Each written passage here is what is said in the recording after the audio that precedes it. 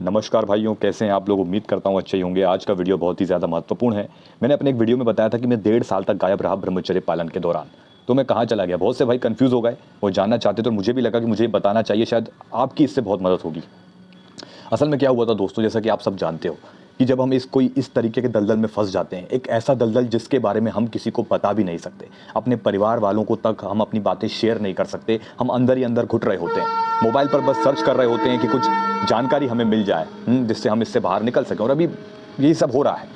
लेकिन मैंने जब एक चीज़ नोटिस करी कि जैसे कि मैंने आपको बताया कि इसमें हमारा आत्मविश्वास खत्म हो जाता है। जब आप हस्त मैथुन जैसे दलदल में फंस जाते हो तो आपका मन दूसरों के प्रति मतलब लगता ही नहीं कि किसी से मैं मिल लूँ, किसी से मैं बातचीत कर लूँ, है किसी क्या हो आऊँ, किसी से आंखों में आंखें डाल के बात कर सकूँ, अपनी बात कर रख सकूँ, कुछ भी ऐसा नहीं हो पाता। आप बस अकेले कमरे में खुश रहते हो, उन 4 दीवारों के अंदर आप खुश रहते हो। हमारे बहुत सारे भाइयों ने बताया कि भाई हमारे साथ भी ऐसा ही हो रहा है। तो ये हस्त मैथुन का साइड इफेक्ट होता है, या आपको बिल्कुल एक जोन में लाके खड़ा कर देता है। ऐसे ही मेरा के साथ भी हो चुका था।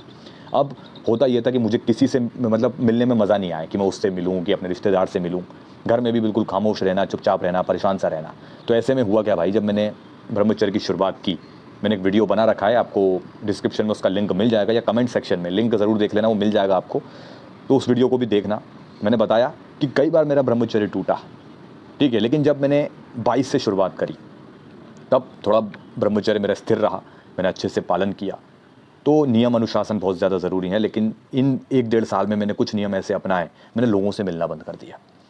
बिल्कुल सही सुना आपने, मैंने थोड़ी बगावत झेली भाइयों। देखो क्या होता है ना, एक इंसान को एक अपने अंदर एक बदलाव लाने के लिए थोड़ी बहुत बगावत झेलनी पड़ती, क्योंकि हम जिस सिचुएशन में हैं वो हमारे घर वाले भी समझ नहीं पाते। घर वाले भी हम पर इल्ज़ाम लगाने लगते हैं कि तू लोगों से मिल नहीं रहा है, बातें नहीं कर रहा है, फलाने से बात नहीं करता है, रिश्तेदारों के आता जाता नहीं है, तुझे कौन पूछेगा। ऐसा होता है और मेरे बहुत से भाइयों के साथ भी ऐसा हो रहा होगा। तो देखिए, हम जिस सिचुएशन में हैं, अगर हमें इससे बाहर निकलना है तो थोड़ी बगावत भी झेलनी पड़ेगी। मैं ये नहीं कह रहा हूँ कि आप भागो सबसे, नहीं। अपनी ज़िम्मेदारियों को अच्छे से निभाइए। आपकी माँ बाप की जितनी भी आपके घर की जो ज़िम्मेदारियाँ हैं, उसको सबको अच्छे से हमें निभाना है। लेकिन थोड़े समय के लिए अपने फ्रेंड्स में या थोड़ा परिवार में आना-जाना आप कर रहे हैं, कहीं भी रिश्तेदारों के यहाँ, थोड़ा आना-जाना कम कर दो। थोड़ा अपने ऊपर फ़ोकस ज़्यादा करो। अगर आपको लगता है आप बाहर आना-जाना बाहर जाते हैं तो आपको थोड़ा अनकंफर्टेबल फ़ील होता है, आप मतलब लोगों से बात नहीं कर पाते, डर लगता है, तो भाई सबसे पहले ब्रह्मचर्य का पालन करो।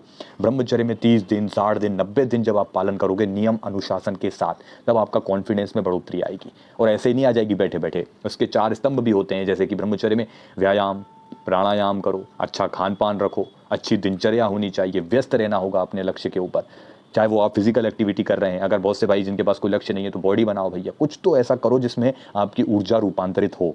ठीक है मेरे भाई, तो मैंने भी यही किया। मैंने भी अपना लक्ष्य ज़्यादातर अपनी दुकानदारी में समय दिया, अपने शरीर को बनाने में समय दिया। हालांकि कोई मतलब ऐसा नहीं कि मैं बहुत बड़ा कहीं का बॉडी बिल्डर बन गया, फिर भी लो देखा मेरे मेरे बाइसेप इतने तो हैं कि हाँ भाई लगे, ये देखो है ना कि ये कि बाइसेप हैं।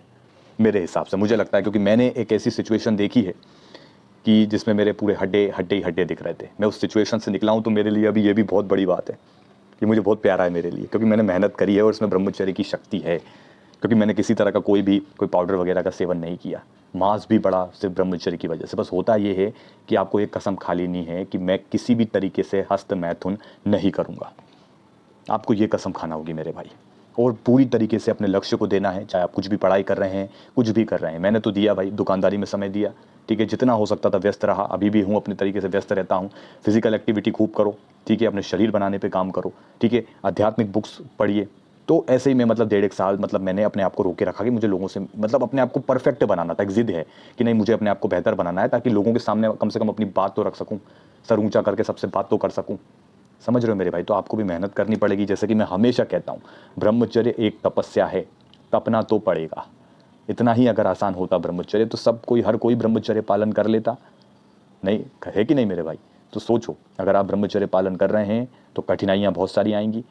आपकी तपस्या है, तपना आपको पड़ेगा, नियम अनुशासन के साथ रहना पड़ेगा मेरे भाई। मैंने भी बहुत सारी बगावत झेली, रिश्तेदार भी ताने मारते थे, अरे ये क्या हमारे साथ रिश्तेदारी रखना ही नहीं चाहता है, घर घुसा रहता है, घर घुसा नाम दे दिया गया। लेकिन आज सबके बोलती बंद हो गई तो कुछ बदलाव आपको लाना है, अगर तो थोड़ी बगावत करनी पड़ेगी। मैं ये नहीं कह रहा हूँ कि लड़ाई करो, अपने लिए मेरे भाई, अपने आप को बेहतर बनाने के लिए। क्योंकि जिस कंडीशन में आप अभी फंसे हो ना, ये हस्त मैथुन की जो कंडीशन है ना, ये आप किसी के साथ शेयर नहीं कर सकते। आप जानते हो, आपकी आत्मा जानती है, बस आपको खुद ही इससे निकलना पड़ता है मेरे भाई। समझ रहे हो। तो उम्मीद करता हूँ आपको इस वीडियो से मदद मिली होगी।